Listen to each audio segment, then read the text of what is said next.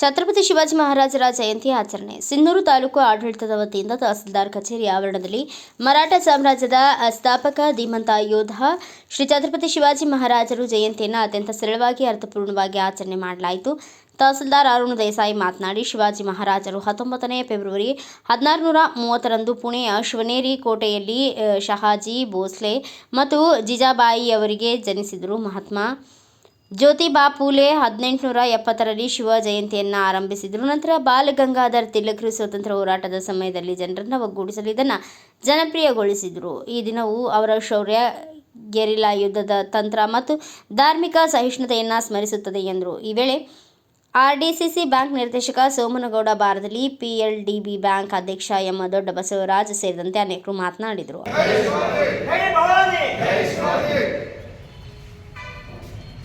ಹೋರಾಟಗಾರ ಹಾಗೂ ಮಹಾನ್ ಪರಾಕ್ರಮಿ ದೇಶಭಕ್ತ ಛತ್ರಪತಿ ಶಿವಾಜಿ ಮಹಾರಾಜ ಜಯಂತಿಯ ಹಾರ್ದಿಕ ಶುಭಾಶಯಗಳು. ನಮಗೆಲ್ಲ ತಿಳಿದಿರುವಂತೆ ಭಾರತದ ಇತಿಹಾಸವನ್ನು ನಾವು ಅವಲೋಕಿಸಿದಾಗ ಮೊಘಲರಾಗಿರ್ಬೋದು, ಸುಲ್ತಾನರಾಗಿರ್ಬೋದು, ಅವರೆಲ್ಲರ ವಿರುದ್ಧ ಒಂದು ಚಿಕ್ಕದಾದರೂ ಸಹ ಆ ಸೈನ್ಯವನ್ನು ಒಗ್ಗೂಡಿಸಿಕೊಂಡು ಪರಿಮಿತವಾದ ಸಂಪನ್ಮೂಲಗಳನ್ನು ಬಳಸಿಕೊಂಡು ಅಂದಿನ ಒಂದು ಬಲಾಢ್ಯ ಶಾಹಿವಾದಂತಹ ಸಾಮ್ರಾಜ್ಯಗಳಾದಂಥ ಮೊಘಲರ ಮೇಲೆ ಆಗಿರ್ಬೋದು, ಬಹುಮನಿ ಸುಲ್ತಾನರ ಮೇಲೆ ಆಗಿರ್ಬೋದು ದಂಡೆತ್ತಿ ಸ್ವದೇಶಿ ಅಂದರೆ ಏನು. ನೀರು ಎಂಬ ಗ್ರಾಮದಲ್ಲಿ ಶಿವಾಜಿಯ ಜನನವಾಗುತ್ತೆ.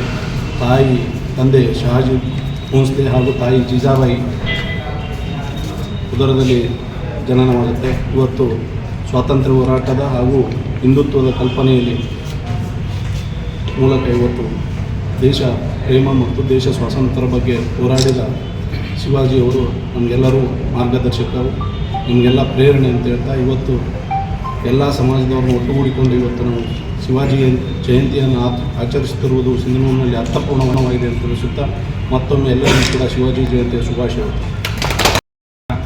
ದೇಶಭಕ್ತ ಹೋರಾಟಗಾರ ಆಗಿರ್ತಕ್ಕಂಥ ಛತ್ರಪತಿ ಶಿವಾಜಿಯವರ ಜಯಂತಿಯನ್ನು ನಾವೆಲ್ಲರೂ ಸಂತೋಷದಿಂದ ಆಚರಣೆ ಮಾಡ್ತಾಯಿದ್ವಿ. ಮೊದಲಾಗಿ ತಮ್ಮೆಲ್ಲರಿಗೂ ಛತ್ರಪತಿ ಶಿವಾಜಿಯವರ ಈ ಒಂದು ಜಯಂತಿಯ ಹಾರ್ದಿಕ ಶುಭಾಶಯಗಳನ್ನ ಹೇಳಕ್ಕೆ ಇಚ್ಛೆಪಡ್ತಾ ಇದ್ದೀನಿ.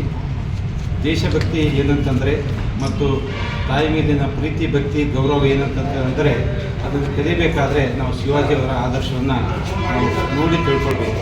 ಇವತ್ತು ದೇಶಕ್ಕೆ ಮತ್ತು ಯುವಕರಿಗೆ ಸ್ಫೂರ್ತಿ ಯಾರಾದರೂ ಇದ್ದರೆ ಅದು ನಮ್ಮ ಛತ್ರಪತಿ ಶಿವಾಜಿಯವರ ಹೇಳಿದ್ರೆ ತಪ್ಪಾಗಲಿಕ್ಕಿಲ್ಲ.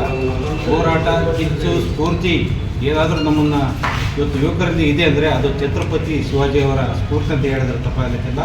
ಈ ಒಂದು ಹಿನ್ನೆಲೆಯಲ್ಲಿ ಅವರು ನಮ್ಮ ಸ್ವಾತಂತ್ರ್ಯವನ್ನು, ನಮ್ಮ ಸ್ವಾಭಿಮಾನವನ್ನು, ಜೊತೆಗೆ ನಮ್ಮ ಸ್ವಯತ್ತೆಯನ್ನು ಉಳಿಸ್ಕೊಳ್ಳಿಕ್ಕೆ ಅವರು ಮಾಡಿದಂಥ ಹೋರಾಟ ಜಗತ್ತಿಗೆ ಒಂದು ಆದರ್ಶಪ್ರಾಯವಾದಂಥ ಒಂದು ಹೋರಾಟ ಅಂತ ಹೇಳಿದರೆ ತಪ್ಪಾಗಲಿಕ್ಕಿಲ್ಲ.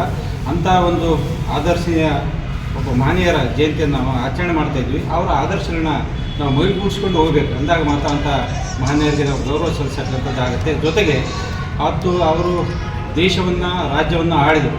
ಆದರೆ ಇವತ್ತಿನ ಪರಿಸ್ಥಿತಿಗೆ ನಮ್ಮ ಯುವಕರು, ನಮ್ಮ ಈ ಒಂದು ಸಮಾಜದವರು ಏನು ಪ್ರಜಾಪ್ರಭುತ್ವ ವ್ಯವಸ್ಥೆಯಲ್ಲಿದ್ದೀವಲ್ಲ ಅದನ್ನು ನಾವು ದೇಶವನ್ನು, ರಾಜ್ಯವನ್ನು ಆಳ್ತಕ್ಕಂಥ ನಿಟ್ಟಿನಲ್ಲಿ ನಾವೆಲ್ಲರೂ ಆ ದಿಶೆಯಲ್ಲಿ ನಡಿಬೇಕು.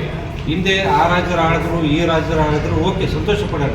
ಆದರೆ ಇವತ್ತಿನ ಪ್ರಜಾಪ್ರಭುತ್ವ ವ್ಯವಸ್ಥೆಯಲ್ಲಿ ಅಂಥ ಮುಂಚೂಣಿ ಸ್ಥಾನಕ್ಕೆ ನಾವೆಲ್ಲರೂ ಹೋಗಲಿಕ್ಕೆ ಒಂದು ಸಂಕಲ್ಪವನ್ನು ಮಾಡಿದಾಗ ಮಾತ್ರ ಅವರ ಹೋರಾಟಕ್ಕೆ ಬೆಲೆ ತಂದಂಗೆ ಆಗುತ್ತಂತ ನನ್ನ ಒಂದು ವಿಚಾರ. ಅದಕ್ಕಾಗಿ ತಮ್ಮೆಲ್ಲರಿಗೂ ಧನ್ಯವಾದ ಹೇಳ್ತಾ ಶುಭವನ್ನು ಕೋರ್ತಾ ಇದ್ದೀನಿ.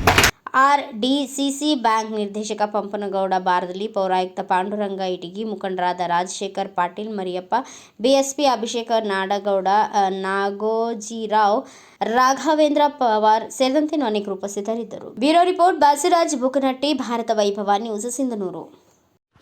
Thanks for watching. Read, discuss and debate with editor Dr. Yan Prashant Rao. Wanted reporters in print, digital and visual media for Bharat Vaibhav Daily Newspaper, BV News 5 Channel and BV Fast Web News from all the talukas of Karnataka, Goa and Maharashtra. If interested, send your resume to 9019229369.